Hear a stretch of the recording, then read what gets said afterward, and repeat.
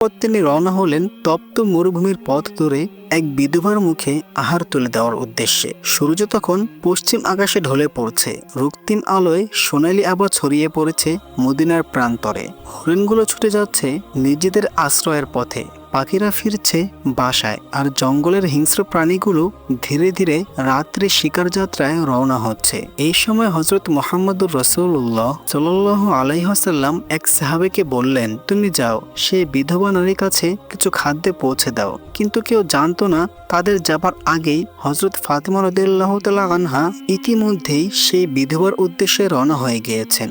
অজানা পথ, ঘন জঙ্গল, চারপাশে নিস্তব্ধতা। হযরত ফাতিমা রাদিয়াল্লাহু তাআলা আনহা আল্লাহর তাওয়াক্কুলে এগিয়ে চলেছেন। একই সময়ে সেই সাহাবীও জঙ্গলের পথে প্রবেশ করলেন।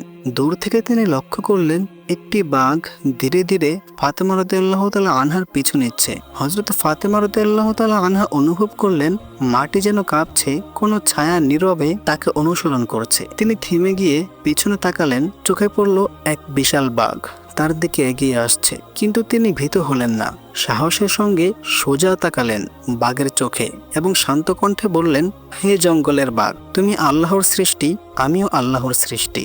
আল্লাহর হুকুমে তুমি শান্ত হও। তুমি জানো না আল্লাহ নির্দেশ দিয়েছেন ক্ষুধার্তকে আহার দান করতে? আমি এখন সেই নির্দেশ পালনেই বের হয়েছি। এই কথা শেষ হতেই ঘটল এক অলৌকিক দৃশ্য। আল্লাহর হুকুমে বাঘটির জবান খুলে গেল।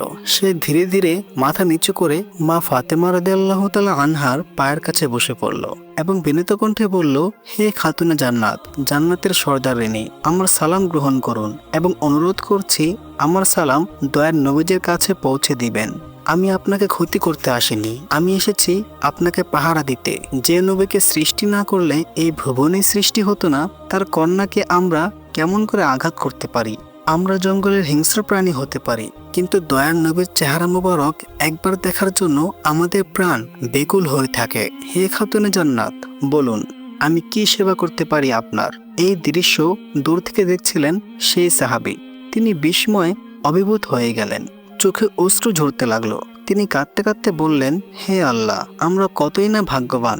যে নবীকে জঙ্গলের বাঘ চিনতে পেরেছে, সেই নবীকে এখনো কাফের ও মুশরিকরা চিনতে পারছে না। হে আল্লাহ, তুমি তাদের সঠিক পথে হেদায়েত দাও। অতঃপর সেই সাহাবী আনন্দ ভরে মুহাম্মদ সাল্লাল্লাহু আলাইহি ওয়াসাল্লামের কাছে ফিরে যেতে লাগলেন এই অলৌকিক ঘটনার খবর দিতে। আর এইদিকে সেই বাঘ পাহারাদার হয়ে হযরত ফাতেমা রাদিয়াল্লাহু তাআলা আনহার পাশে পাশে চলতে লাগলেন। জঙ্গলের পথ পেরিয়ে বিধবা নারীর বাড়ির দিকে এগিয়ে চলল।